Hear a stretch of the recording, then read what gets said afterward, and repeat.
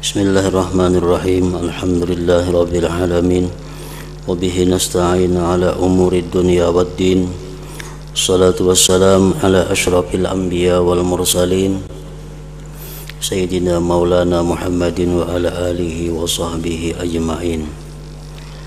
Qala al-musannif al-imam Hujjatul Islam Abu Hamid Muhammad bin Muhammad al-Ghazali rahimahullah wa nafa'ana bi'ulumih.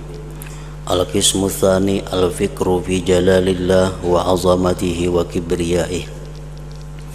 Wa fihi maqamani al-maqamul a'la al-fikru fi dzatihi wa sifatihi wa ma'ani asma'ihi. Wa hadza mimma muni'a minhu haitsu qila tafakkaru bi khalqillahi ta'ala wa la tatafakkaru bi dzatillah. Wa dzalika li anna al-'uqula tatahayyaru fihi fala yutiqu maddal basari ilaih illa siddiqun thumma la yutiquna dawaman nazar bal sairul khalqi ahwalu absarihim bil idafati ila jalalillahi ta'ala ka hali basaril khuffas bil idafati ila nuris samsi fa innahu la yutiquhu albattata bal yakhtafi nahara wa inna ma yataraddadu layla yanzuru bi baqiyati nuri syamsi idza waqa'a 'alal ardi ila akhirih.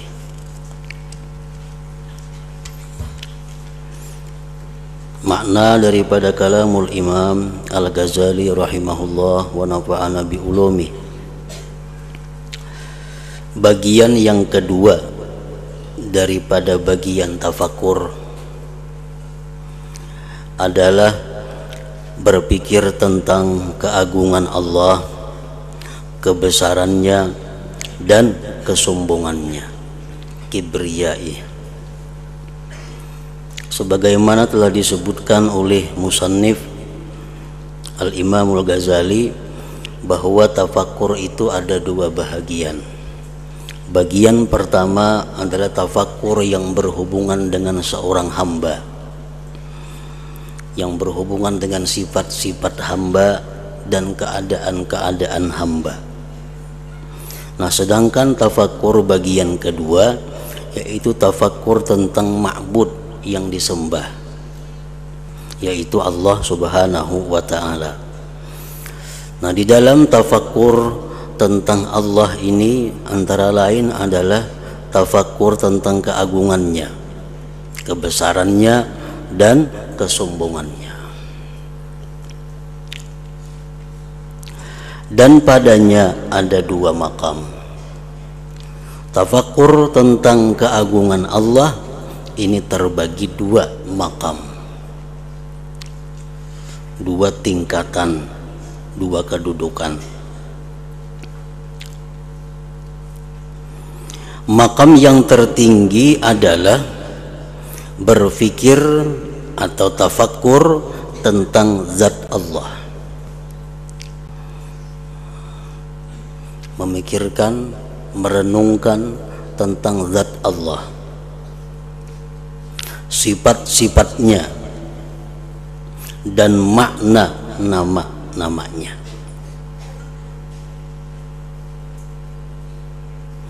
Dan ini termasuk yang dilarang. Ini termasuk yang dilarang.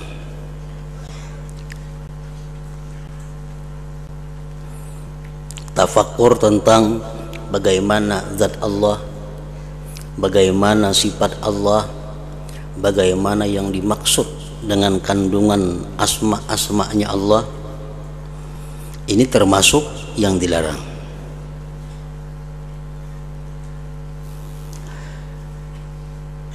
Yang mana telah dikatakan berpikirlah tentang makhluk Allah Ta'ala dan janganlah berpikir tentang zat Allah. Tafakkaru bi khalqillah wa la tafakkaru bi dzatillah. Berpikirlah kamu tentang ciptaan Allah, jangan berpikir tentang zat Allah.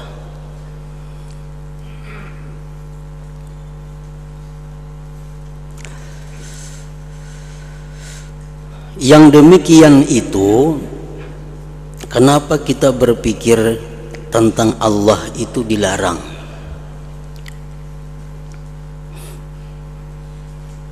Karena sesungguhnya akal itu bingung padanya.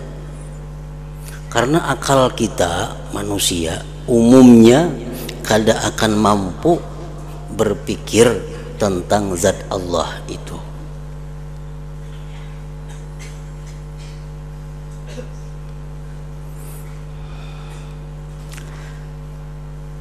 Menurut sebagian ulama, sesuai dengan namanya Allah, Allah itu diambil asalnya dari ilah. Ilah itu adalah artinya Tuhan, dan ilah itu diambil dari kata alihaya lahu, artinya bingung. Alihaya lahu itu asal kata ilah, dan ilah merupakan asal kata Allah. Jadi memikirkan Allah itu kita akan mendapat kebingungan, kebuntuan, bahkan bisa merusak akal, bisa merusak keimanan kalau orang itu memikirkan zatnya Allah. Nah, oleh karena itu dilarang kita memikirkan macam mana Allah itu.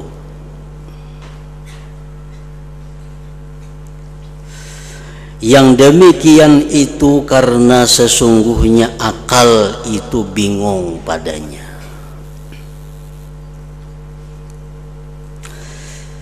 Maka ia tidak sanggup memanjangkan penglihatan kepadanya.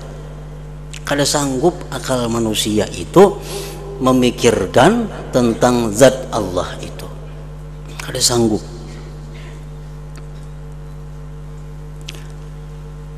Maka ia tidak sanggup memanjangkan penglihatan kepadanya. Artinya akal kita kada sanggup memikirkan zat Allah itu.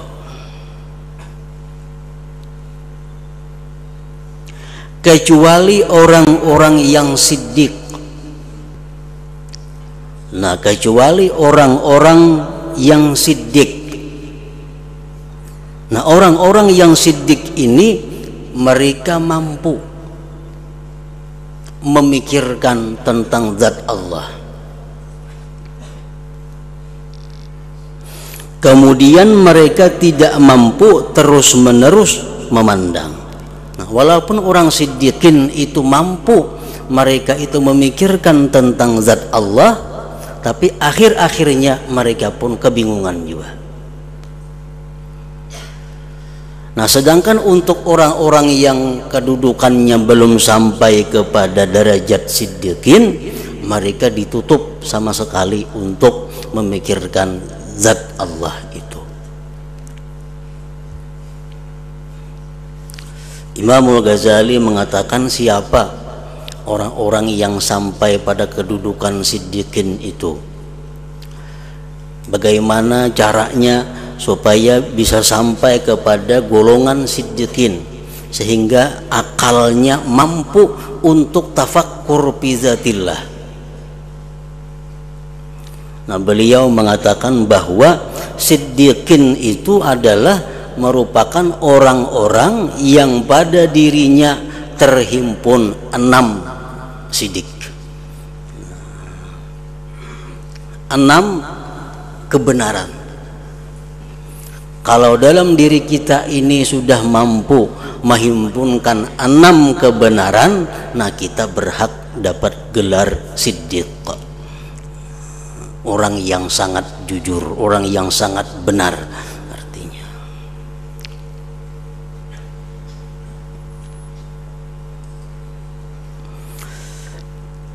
Nah, selama kita belum siddiqin, jangan coba-coba mencari Allah. Jangan coba-coba untuk memikirkan zat Allah, karena akal kita sangat lemah, akal kita sangat terbatas. Nah, lain hal dengan orang-orang yang sudah pada derajat siddiqin tadi. Jadi Imam Ghazali mengatakan untuk mencapai derajat siddiqin itu diperlukan 6 sidik. Yang pertama kata beliau sidqun bil lisan. Orang itu mesti benar pada lisannya. Artinya perkataan-perkataannya itu dibenarkan oleh agama. Tidak ada keluar dari mulutnya itu perkataan-perkataan yang tidak dibenarkan, yang tidak dibenarkan.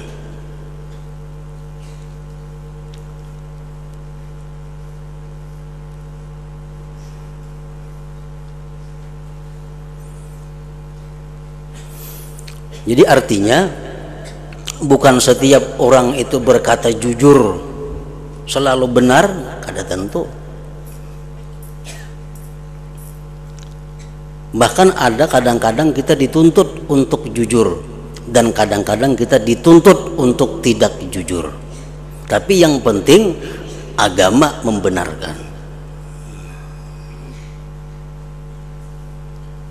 Bersikap jujur itu wajib. Tapi kadang-kadang ada wajib kita bersikap tidak jujur. Tapi dalam hal-hal yang tertentu. Sidik dalam lisan artinya perkataannya itu dibenarkan oleh agama.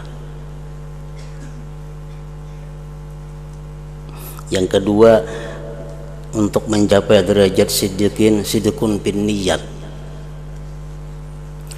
Benar pada niat. Segala sesuatu yang diniatkannya, segala sesuatu yang mendorong inya melakukan sesuatu, motivasi sesuatu, itu dibenarkan oleh agama. Jadi niatnya orang ini kadada nang kada dibenarkan oleh agama. Sidqun bin niat, antara lain contohnya ikhlas. Dalam berbuat sesuatu taat, berbuat sesuatu ibadat dia ikhlas. Itu contoh bagian daripada sidqun fin niyat, jujur atau benar dalam niatnya. Tidak ada niatnya yang dilarang oleh agama. Yang ketiga, sidqun fil azam, benar dalam cita-cita. Cita-citanya itu tidak ada cita-cita yang dilarang oleh Allah. Cita-citanya tidak ada yang tidak dibenarkan oleh agama. Apa yang dicita-citakannya di dalam hatinya itu selalu mendapat kebenaran dari agama. Nah, itu sidqun bil azam, sidik di dalam cita-cita. Yang keempat, sidqun bil wafa bil azam, benar dalam menunaikan dengan cita-cita. Orang kadang-kadang bisa bercita-cita benar, tapi kayaknya pada praktiknya, kenyataannya kada benar. Nah, ini kada cita-citanya benar dan menunaikan cita-citanya itu pun benar. Dalam hatinya bercita-cita, aku mun berhasil ini, aku akan membaca Al-Quran satu khatam. Dalam hatinya bercita-cita, aku andai kata berhasil ini, aku akan ziarah, aku akan memberi makan orang, atau aku akan menyumbang dalam hati. Nah, itu sudah benar cita-citanya, kebaikan. Nah, begitu karena berhasil, bujur kadanya dalam menunaikan cita-citanya. Ini bukan nazar. Kalau nazar sudah nyata wajib. Ini kada nazar, cuma hatinya. Begitu berhasil, apakah inya melaksanakan dengan cita-cita itu? Kalau inya kada melaksanakan, nah ini ngarannya kada jujur dalam menunaikan cita-cita. Kada kawa jadi siddiq, kada kawa jadi orang yang siddiqin. Memang kalau nazar itu diucapkan maka hanya wajib, dalam hati aja belum wajib. Tapi kalau ada dalam hati, kada dipraktikkan pada kenyataannya, itu sudah kada jujur dalam hal menunaikan cita-cita.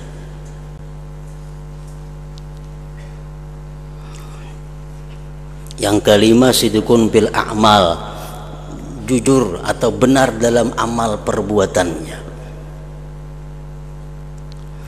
Amal perbuatannya itu sesuai dengan hatinya. Nah, ini yang paling sulit. Amal perbuatan itu sesuai dengan hatinya. Begitu hatinya, begitu mulutnya mengucap Allahu Akbar, hatinya pun mengucap Allahu Akbar. Itu artinya jujur dalam perbuatan. Banyak kita, mulut kita aja mengucap Allahu Akbar, tapi hati kita tidak Allahu Akbar. Berarti amal kita kada jujur. Amal kita kada benar. Dalam sembahyang kita tunduk, kita mengangkat tangan, kita ruku, itu adalah amal-amal perilaku-perilaku orang yang khusyuk. Dalam sembahyang kita Allahu Akbar, tunduk. Ini amalnya bujur, perilaku orang yang khusyuk. Tapi apakah sesuai dengan hatinya seperti itu? Kalau kada sesuai dengan hatinya, berarti ini kada benar pada amalnya. Amal yang benar itu adalah sesuatu yang sesuai antara zahir dan batinnya, hatinya. Nah, yang keenam, sidqun fi maqamatiddin, dia jujur, dia benar dalam makam-makam agama. Dia ikhlas, bujur-bujur ikhlas. Dia bertawakal, bujur-bujur tawakal. Dia takut kepada Allah, bujur-bujur takut kepada Allah, dan seterusnya. Nah, ini 6 hal ini apabila ada dalam diri kita, kita berhak dapat gelar siddiq, orang yang sangat jujur, sangat benar.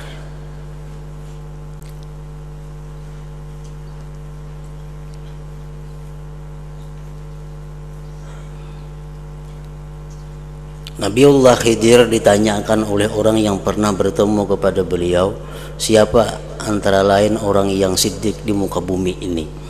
Beliau menjawab, antara lain adalah Ahmad bin Hambal, Imam Hambali. Artinya hanya sedikit manusia yang mampu untuk bergelar siddiq ini. Nah, orang-orang siddiqin ini nangkawa akal mereka itu memikirkan zat Allah, walaupun kadang-kala terus menerus.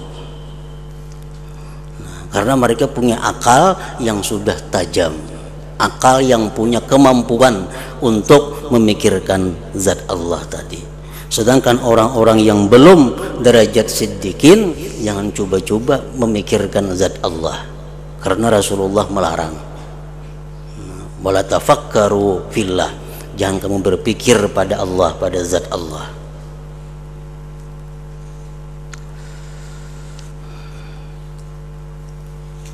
Kecuali orang-orang yang siddiq, kemudian mereka tidak mampu terus-menerus memandang. Orang siddiq pun begitu mereka tafakur kepada Allah, kemampuan mereka pun terbatas. Balawasan kada kawa juga. Nah, kenapa kita perlu tahu siddiq itu macam tadi? Supaya jangan ada dalam hati kita merasa kita ini siddiq. Nah, karena merasa kada tahu, karena kada tahu siddiq itu macam apa. Nah, merasa sudah menuntut ilmu, merasa sudah paamal, merasa ibadat, lalu aku ini siddiqin, aku sudah termasuk. Nah, jangan sampai macam itu, karena ada ukurannya. Amun sudah 6 hal tadi kawa, ayo dia mengaku siddiqin.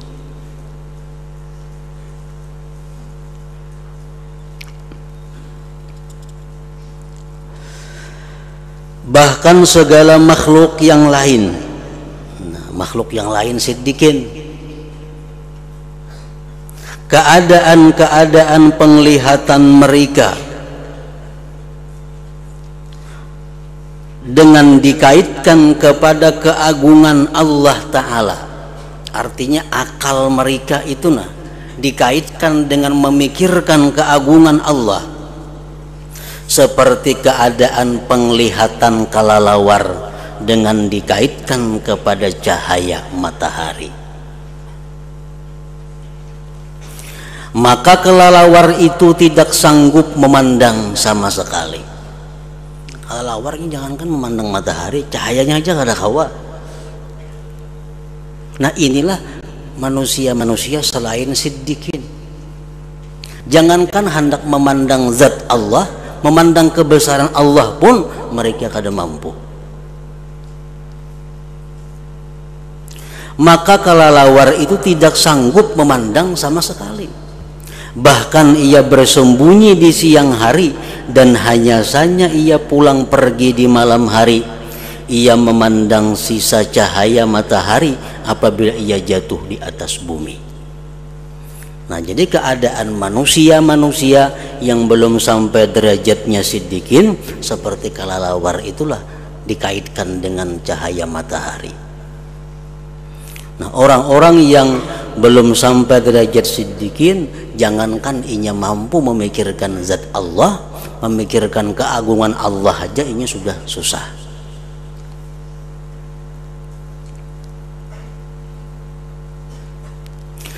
Dan keadaan orang siddiq adalah seperti keadaan manusia pada memandang kepada matahari. Orang-orang siddiqin itu perumpamaannya seperti manusia memandang kepada matahari. Orang-orang nang kada siddiq seperti kelelawar. Nah, manusia kau melihat matahari, tapi satu mata saja kada tahan lagi matanya. Nah, kayak itulah orang siddiqin, mereka bertafakur tentang zat Allah mampu, tapi kada kawa terus menerus. Akalnya kada mampu. Jadi perumpamaan orang-orang siddiqin seperti manusia memandang kepada matahari. Berapa detik kita kalau memandang matahari nang hari panas itu, habis itu kita akan memalingkan pandangan karena kada mampu lagi. Nah, orang siddiqin terhadap zat Allah macam itu. Mereka tafakur zat Allah tapi kada kawa terus menerus. Amun selain siddiqin ya kayak kelelawar tadi. Jangankan memandang matahari, memandang cahayanya pun kada sanggup.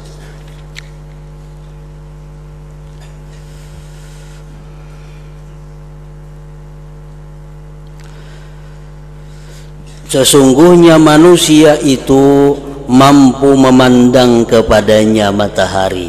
Manusia kalau melihati matahari dan tidak sanggup terus-menerus memandang. Ia takut atas penglihatannya jikalau ia terus-menerus memandang, dan pandangannya yang menyambar kepadanya itu dapat menimbulkan kaburnya mata dan mencerai-beraikan penglihatan. Rusak mata. Kerusakannya ditihi di matahari. Seterus-terusnya kita akan rusak. Nah, begitu pula pandangan kepada zat Allah Ta'ala itu dengan mata hati. Begitu pula pandangan kepada zat Allah Ta'ala itu, artinya tafakkur kepada zat Allah itu dapat menimbulkan kebingungan, ketercengangan dan keguncangan akal yang akhirnya bisa gila, bisa hilang akal. Orang-orang terus yang siddiqin tuh dikarasinya memandang, memikirkan zat Allah, akhirnya bisa hilang akal. Nah, kayak itu juga manusia kalau terus menerus memandang kepada matahari, matanya bisa rusak, bisa kabur.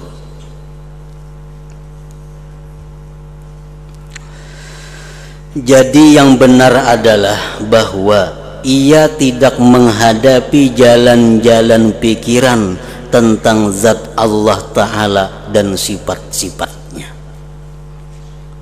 Karena sesungguhnya kebanyakan akal tidak dapat menanggungnya. Bahkan kadar yang sedikit yang dijelaskan oleh sebagian ulama adalah bahwa Allah Ta'ala itu disucikan dari tempat. Nah, kadar nang sedikit saja nang diterangkan oleh ulama tentang Allah itu sudah membingungkan. Misalnya keterangan para ulama, Allah Ta'ala itu disucikan dari tempat. Allah kada bertempat. Dan disucikan dari penjuru dan arah. Allah kada berada di penjuru mana. Dan bahwa dia Allah tidak di dalam alam maupun di luarnya, dan dia Allah tidak bersambung dengan alam dan tidak terpisah dengannya alam. Nah, itu sedikit saja keterangannya tentang Allah. Keterangan yang sedikit tentang Allah. Dia telah membingungkan akal beberapa kaum. Itu pun orang sudah bingung. Kayak apa Allah itu kada bertempat, di luar alam kada, dalam alam kada, bersambung lawan alam kada, putus kada. Nah, oleh beberapa orang nang lemah akalnya sehingga mengingkarinya, akhirnya mereka kada percaya lawan Allah. Nah, ini ya, maksudnya buta sudah matanya. Hanya sedikit diterangkan tentang Allah, nya sudah bingung dan bisa mengingkarinya. Karena mereka tidak sanggup mendengarnya dan makrifat kepadanya itu. Nah, apalagi diterangkan tentang Allah selebih-lebih daripada itu. Nah, sedikit tadi aja tentang Allah sudah kita kebingungan, bahkan sebagian manusia ada yang mengingkarinya.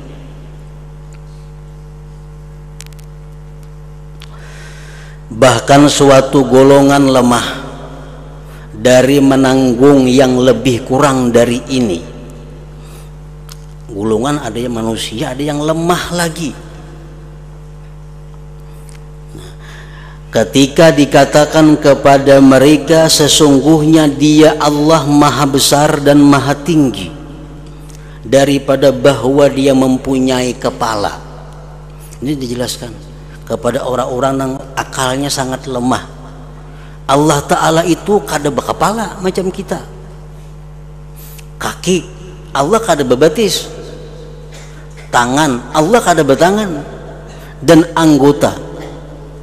Dan bahwa dia adalah tubuh yang berbentuk, artinya Allah maha suci daripada tubuh yang berbentuk, yang mempunyai ukuran dan kadar. Maka mereka ingkar kepada ini dan menyangka bahwa demikian itu adalah menudai pada kebesaran Allah dan keagungannya. Nah, padahalnya kita menerangkan langkah itu mencela Tuhan. Tuhan itu kada berkepala, Tuhan itu kada bertahan berbatis. Padahalnya kita mencela Tuhan. Nah, itu orang-orang yang akalnya sangat lemah dalam mengenali Allah. Sehingga sebagian orang dungu dari orang awam berkata, ini adalah buah semangka dari India. Padahal Tuhan itu kada berkepala, kada berbatis, kada bertangan, kada berparut. Itu artinya buah semangka dari India, jadi lain Tuhan itu. Bukan sifat Tuhan. Nah, karena dugaan orang yang patut dikasihani bahwa keagungan dan kebesaran adalah pada anggota-anggota ini, karena ia menganggap bahwa kebesaran itu di anggota-anggota andaknya. Jadi, makin orang itu tampan, makin orang itu gagah, makin orang itu kuat, makin besar. Itu pikirannya kayak itu.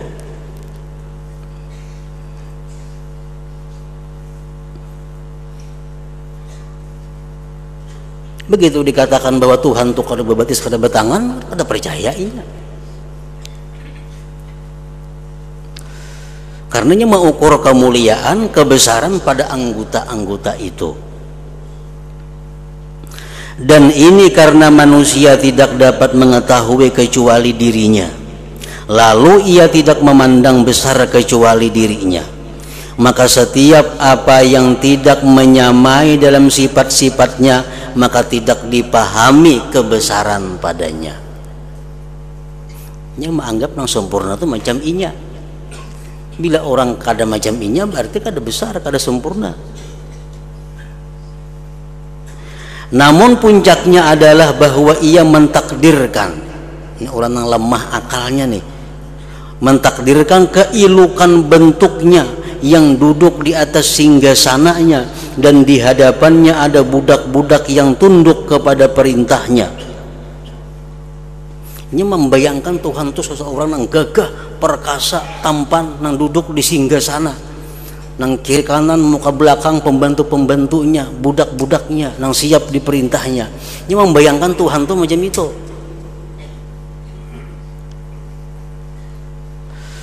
Nah, maka tidak boleh tidak bahwa puncaknya adalah ia menentukan yang demikian itu pada hak Allah yang maha tinggi lagi maha suci, sehingga ia dapat memahami akan kebesaran. Dikiranya yang maha besar itu macam itu, yang duduk di singgasana, yang kiri kanan para pengawal-pengawal, orangnya gagah perkasa. Ini membayangkan Tuhan itu macam itu. Nah, jadi kafir ini. Nah, jadi jangan sekali-kali hendak memikirkan tentang zat Allah kalau akal kita, kemampuan akal belum sampai ke situ.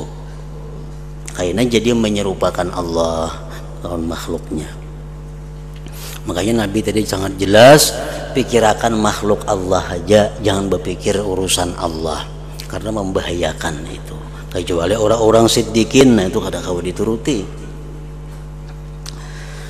Bahkan jikalau lalat mempunyai akal, andai kata lalat mempunyai akal dan dikatakan kepadanya, Tuhanmu tidak memiliki dua sayap, tangan dan kaki, dan dia tidak mampu terbang, niscaya lalat itu ingkar kepada yang demikian.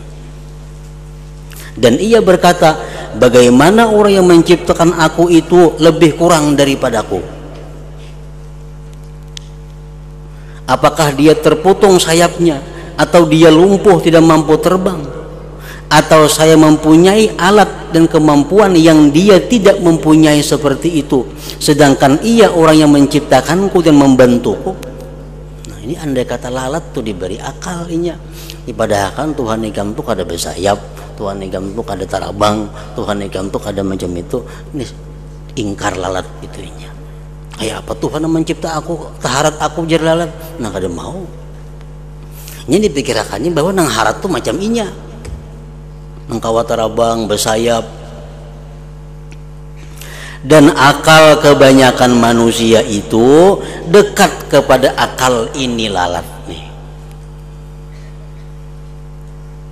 Dan sesungguhnya manusia sangat bodoh, bersangatan zalim, lagi sangat kufur, karena menganggap bahwa kebesaran Allah itu macam kebesaran manusia.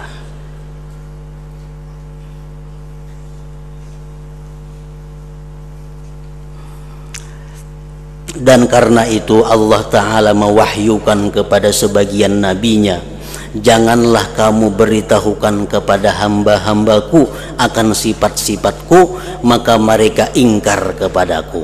Tetapi beritahukanlah kepada mereka tentang aku dengan apa yang dapat dipahami mereka.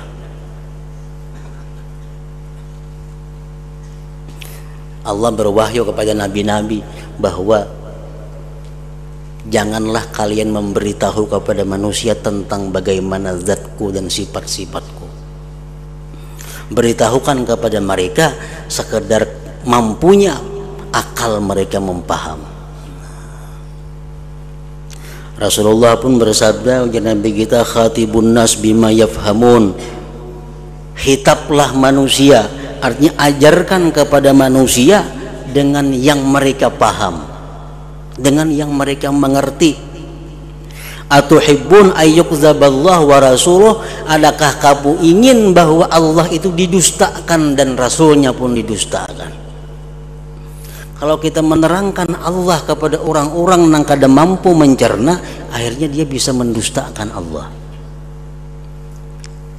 bisa menganggap Allah itu macam apa bentuknya. Nah, karena akal mereka belum mampu menerima keterangan dari kita.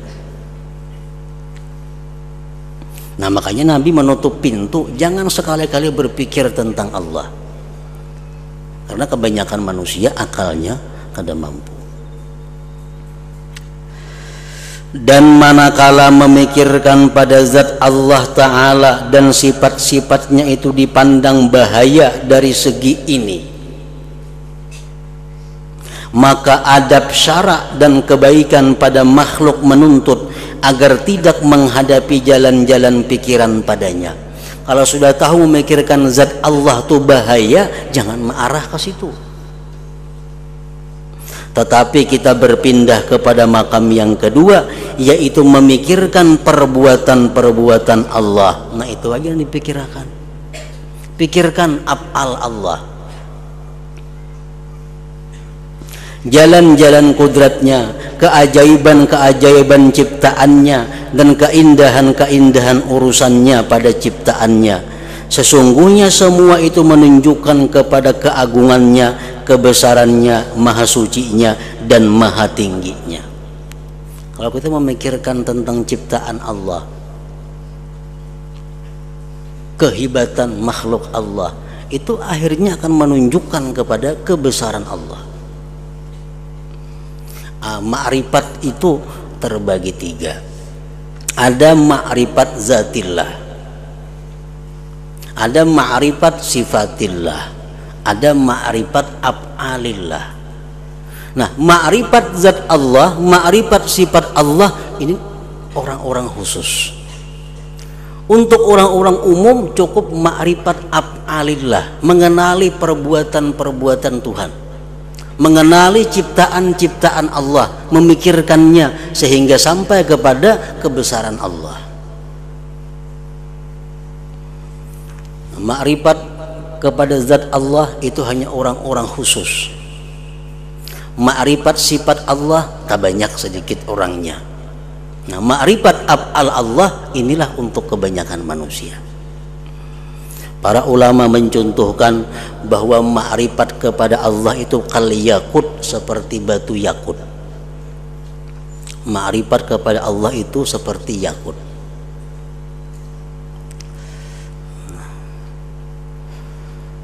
Ma'rifat zat Allah, mengenali zat Allah itu kal yakutil ahmar, seperti yakut merah. Ini paling hebat batu, paling mahal batu. Hanya orang-orang tertentu yang bisa memiliki yakut merah itu. Nah, ini laksana ma'rifat zat Allah. Ma'rifat sifat Allah, mengenali sifat Allah itu kal yakutil akhab, seperti yakut yang berwarna kebiru-biruan, seperti nilam aja kita. Nah, batu nilam ini tak banyak orang berisi kalau dibanding dengan batu merah delima.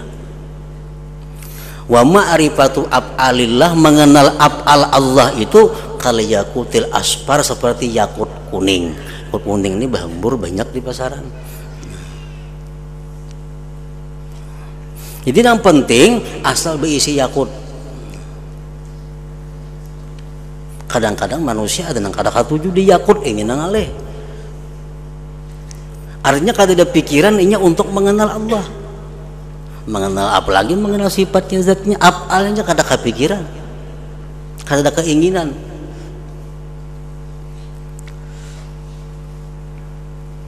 Nah, jadi mengenal fi'il Allah itu kayaknya membawa kita kepada mengenali sifat-sifatnya. Sifat-sifatnya membawa kepada mengenali zatnya.